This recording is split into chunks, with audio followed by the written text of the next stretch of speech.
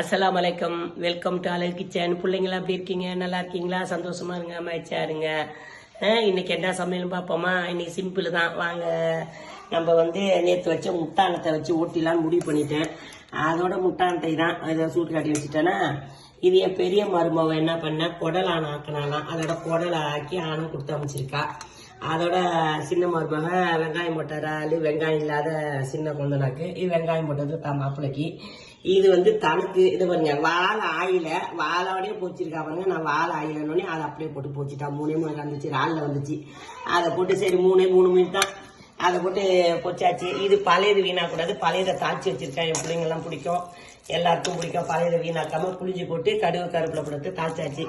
கருவேப்பிலை கிடைக்கல, ஓகேவா, அதை தாளிச்சாச்சு. இது வெள்ளை சோறு பசங்களுக்கு, ஓகேவா. பிடிச்சிருக்கா?